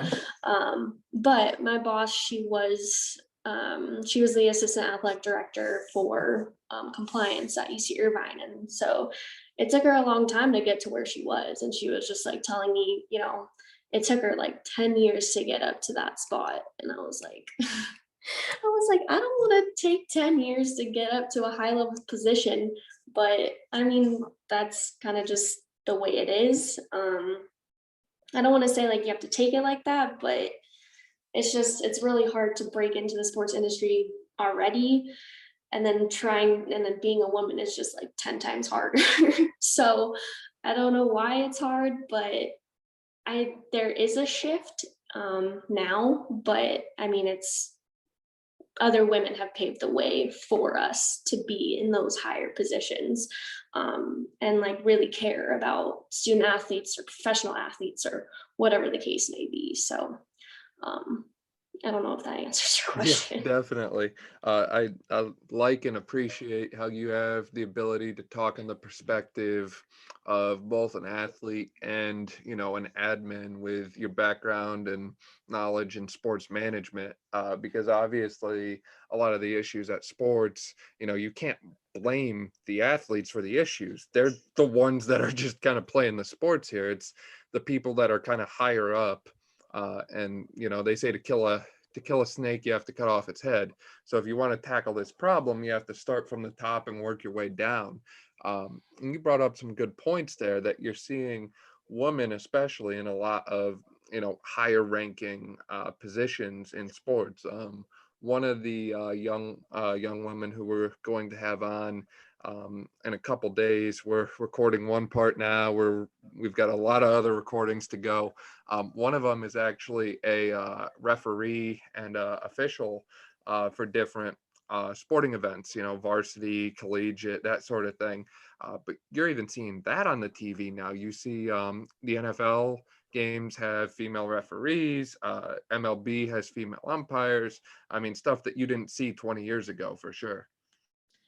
Yeah, and it's cool because one of the assistant coaches on the SF Giants baseball team, she actually is from our she's an alumni from our program, and she like worked her way up to that position.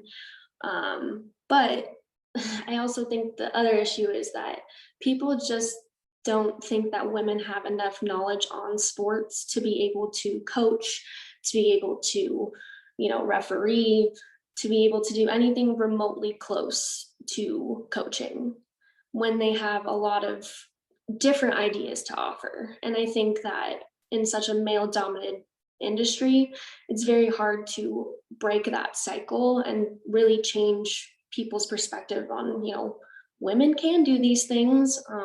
It's very unfortunate that we have to work so hard to change people's perspectives on that, but at least, you know, it is happening. We're working towards a change for that. But I just think that women have a lot to offer in all aspects. And I think it's just about changing the system, breaking the cycle, whatever you want to call it. But I really hope that it goes in a direction where women can finally be like somewhat equal, because right now it's definitely not. Right. And I mean, it's so unequal that, like you said, you literally had your sports career decided for you by someone else. Like they didn't give you, you know, the magic 8 ball and say, you know, your future is in your hands. They clearly made the decision for you, which, you know, that in itself should speak volumes about the kinds of problems we're dealing with here. Well, yeah, so a little bit about my story is that I ended up getting injured at the like very unfortunate time. And then it was right around the time recruiting happened, junior year of high school. And like now that's another thing. Recruiting is crazy. Recruiting is getting earlier and earlier, and I don't like it. I think it's it's not promoting anything healthy in a sense, just because kids around like freshman year, like they're starting like middle school freshman year, although the laws, the compliance rules is, you can't reach out to them until like end of junior year, like senior year. I can't remember what the rule is. They change them all the time. But I just know the earlier and earlier you get into their heads that they're going to be college athletes, anything can happen in that time. Anything can happen in those 4 years of high school. I'm a prime example of that. Junior year, I got hurt. It was my first injury ever that I've had in my career. And it just happened to be at the worst time. And then senior year, I tore my other one at the very end. And I almost didn't believe that it would happen. But all the colleges pulled their offers. All the colleges stopped talking to me, except University of Washington, which is how I ended up getting there. But then I was super excited.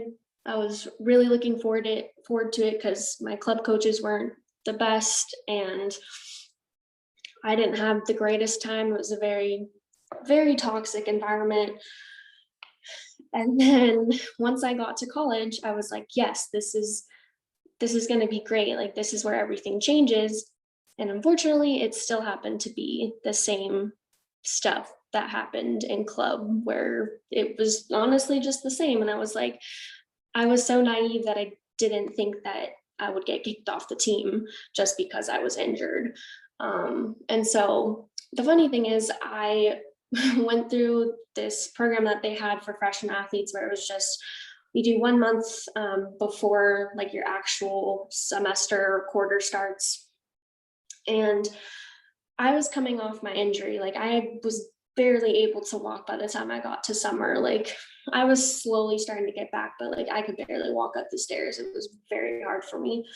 And so then all I could do in the gym was conditioning, and like even conditioning gets so, so boring, and I just wanted to get back out there.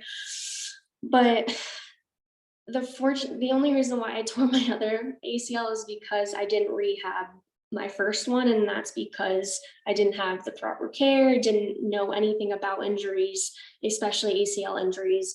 No one taught me these things. No one gave me the information. I didn't even think myself to look it up.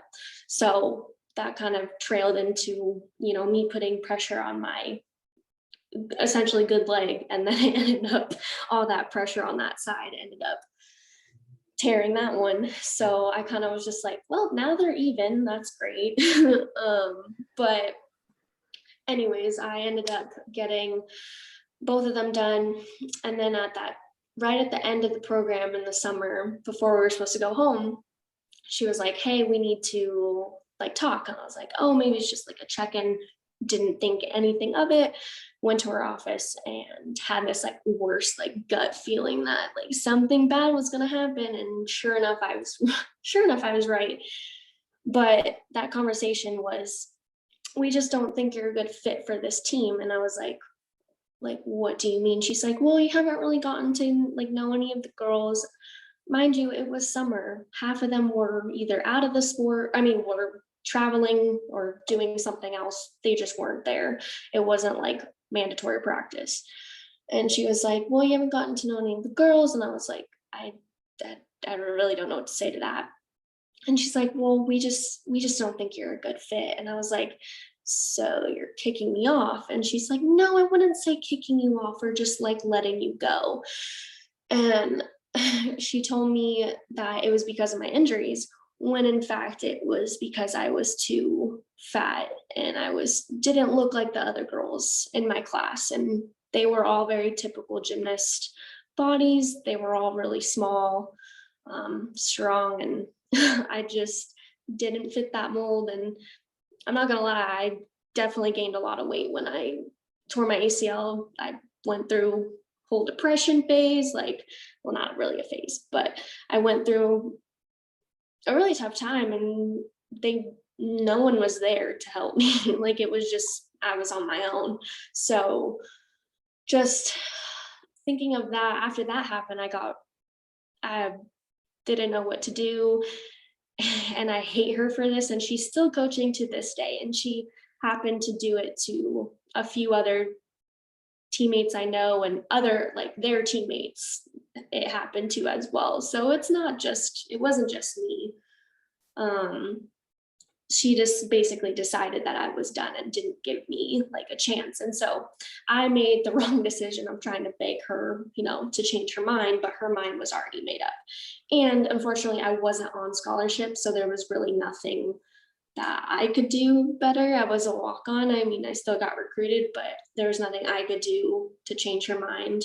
And I thought it would be different, but it wasn't. And I just, like, from that moment, I was like, this is just the way, like, sports is. And, it didn't happen. It just didn't happen to me. It's happened to other people, but in, like, different sports. Mhm. But just, like, learning that and, like, seeing that firsthand, I just was like, didn't know that happened. And if someone had told me, I probably would have prepared better. But yeah, so long story short, sorry about that. No, you're good. I mean, there's a lot we've got to unpack with that. But I mean, in general, people's perceptions of sports, whether they love them or hate them, are often based by their own experiences. So there's people who go through their sports career and everything is picture perfect for them, and they end up loving sports. There's people who don't have it perfect, but they still do pretty well with it and they enjoy it. And then there's people who they engulf themselves in athletics, and then all of a sudden something happens, something that they weren't planning or expecting. This obstacle gets thrown in their way, and it just completely derails them.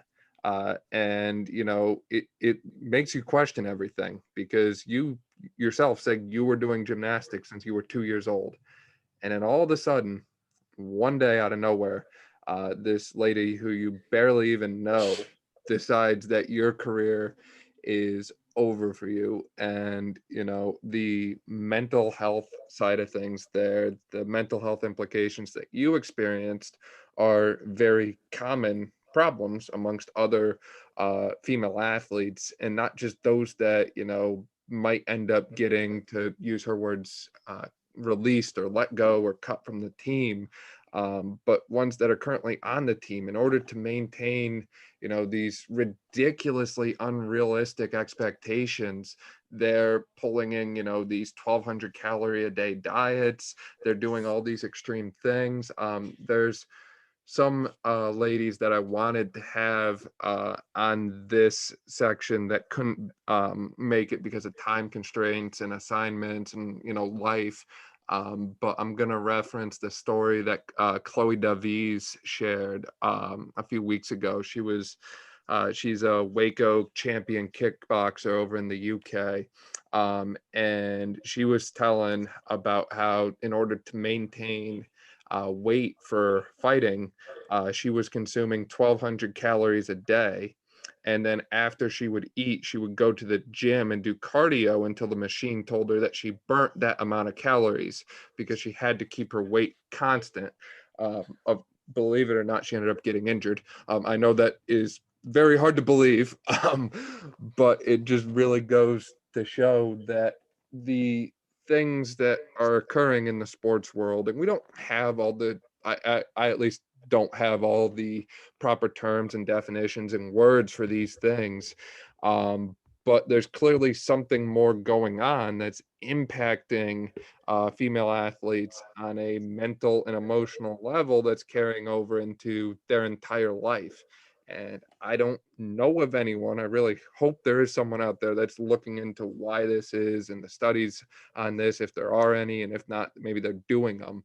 But no, I think everything that you just shared from your own story and experience speaks to a much larger problem that so many people are experiencing right now, unfortunately.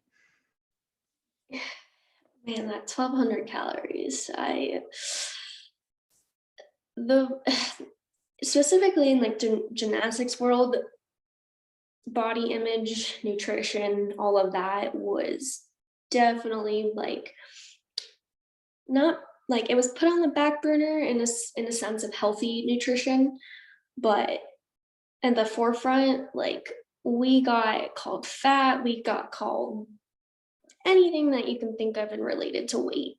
And it's not so prevalent in like women's sports as like the media is not like pushing on it, but it does happen. I know coaches that weighed, like college coaches that weighed their student athletes and they had to make a certain weight. And I wish there, like, colleges have dietitians, nutritionists that work closely with the athletes, but not every school can have one. And you're fueling your body to do basically a job. Like, unfortunately, sports is a job. Like, athletes work 20 hours or more to compete. And if they're not fueled right, they get injured or, whatever the case may be. But if you're not putting the right stuff into their bodies, then you're not gonna get a good outcome. So I don't know why colleges don't put more funding into that part, because that's an essential part for athletes. Like, if you really cared about athletes, you would have mental health services that are more accessible. You would have more nutrition options, whatever the case may be. But I just know that growing up, we were called fat all the time. Like, since I was like, not me personally, I think I was called fat like probably in like 6th or 7th grade. I weighed like 90 pounds, and that's apparently like too big for a gymnast. By the time I got to high school, they made me run around. Actually, no, after I got hurt, they made me, because I got too big, they made me run around the building in the dead of summer for an hour straight. And I was like, I was the only one. I had to run around the building because I was too big. So there's a lot of coaches that do some crazy, crazy stuff, and it's very unfortunate. But the whole body image thing in sports is a very not well enough topic. Like, it's up there with mental health, but people kind of put it on the back burner because it's not like a big topic. But I actually did I did my master's like thesis on body image in women's sports. And I did, I want to say like 10 plus interviews, and people emailed in, their own experiences. And about like 90% of all the women I've talked to were lost out of sport. They didn't know what to do. They had very bad, healthy eating habits, didn't like their body, didn't know how to work out, just all the things. And that kind of just ties back into, how is the NCAA preparing you for life after college? They are not doing a great job. And that's kind of what fueled me to want to be, an athletic academic advisor or work in the athletic space. But again, it's really hard to break in. So it's just like kind of is like a really bad cycle. And, I've struggled with all of that stuff, body image. Once I stopped gym, I had no idea how to work out. I never set foot in a gym. Like, that wasn't like a gymnastics gym. We never picked up weights. I've never squatted before. Like, I had no idea, and I had to learn about it. And it's like just taking me until now to like feel comfortable, like feel confident in working out and actually like liking to work out, because I hated working out. If someone wasn't forcing me to do it, then I probably wouldn't do it. But like, that athlete in you wants you to work out, because like, I don't essentially want to get fat. And I know I'm not fat. It's just that when they teach you those things at a really young age, it sticks with you, and it's very hard to train your brain not to think in that way. So again, there's a lot of things that are intertwined in here. Oh, for sure. And, So, this is definitely some heavy, sensitive stuff. And, just hearing your story, I guarantee you we're going to get messages from people who've listened to this and have gone through the exact same thing. That's just how life is. Now, we've talked a lot about, the problems. And I guess, we got a couple minutes left here. I'd be curious to hear if you have any thoughts on solutions, since you did do a master's thesis in this, as you said. Is it the NCAA that's the problem, or is it maybe the fact that it's the youth side of things? A lot of times you're stuck getting any kind of coach you can get sometimes, at least for some sports. A lot of times they're volunteer coaches. They might not know any better. They might not have training. Is it the problem of the youth? Is it the problem of the NCAA not providing, or should that be a college issue? The college should be providing more. Is there maybe just a lack of communication between the NCAA and colleges? Is it on the coaches? Is it, I just don't know what where to start with solving these things is. And I'm curious to see what you can offer as far as solutions here. Honestly, I really don't know what the solution is, but we got to do something about one of these topics, and it kind of will just not work itself out, but it definitely will, because everything is intertwined. But I think the biggest thing is that the NCAA makes so much money, and they only put it in certain amount of sports. And the sports that they put it into are sports that make them money. They don't care. They don't give a shit if you don't make them money.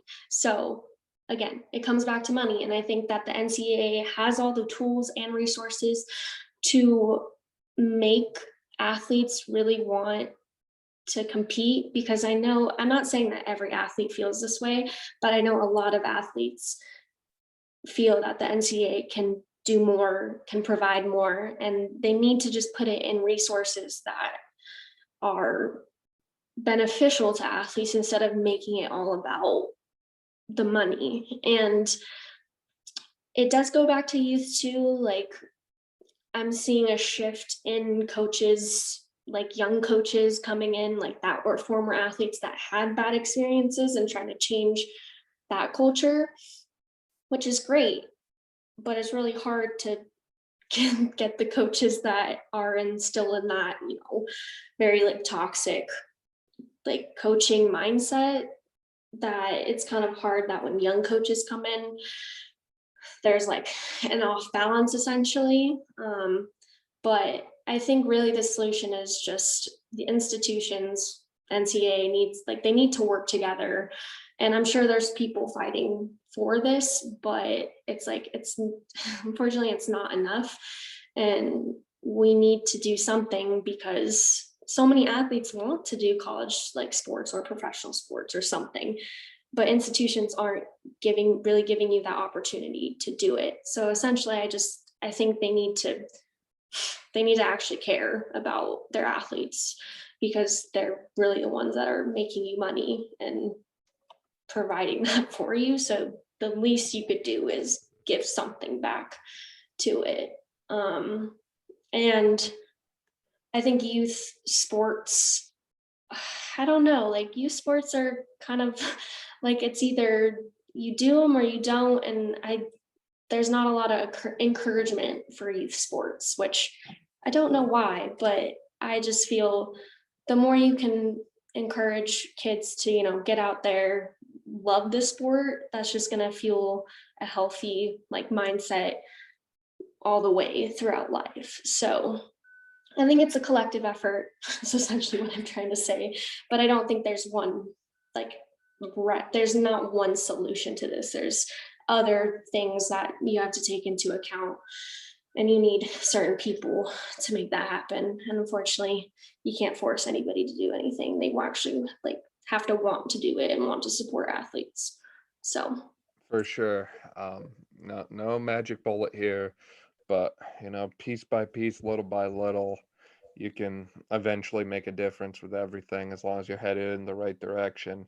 And it's painful for people to have to share stories like your own. It's not easy, but the hope is that getting enough people who have experienced things like yourself to continue to speak up and share and talk about everything like you are, hopefully that starts to send things in a more positive direction, because it's unfortunate that people have had to suffer through others' mistakes. But if we can take those lessons and make sure that others don't have to experience those things, then at the end of the day, what more can we ask for? We're humankind after all, but we often forget that we have to be both human and kind. Or at least it seems that the sports world does. So with that, I'm going to close out this piece of the podcast. We've got a lot more to go. I feel like most of my weekend is going to be spent recording and editing pieces here. But Emma, thank you so much for your time. Thanks for coming on with us. And Bridgett had to cut out there a little bit early. But obviously, huge thank you and huge shout out to her for coming back onto a podcast. I like to say it takes a lot for someone to do a podcast episode with me, but it takes even more for them to agree to come back. So thank you again. Yes, thanks for having me. That's going to do it for today's episode of the Brawn Body Podcast. Thank you so much for listening and tuning in. If you could do me a favor, subscribe to the show. This way you don't miss out on any of our upcoming podcast episodes. Be sure to leave a review if you're listening on iTunes. And please share this episode with a friend, whether it's a direct show link or the post on Instagram, throw that on your story, whatever. Those reshares really help us out a lot. And huge thank you again to these 6 amazing young ladies. Be sure to follow them and check out what they're doing and what they're up to. And with that, we'll see you next time. Thanks again.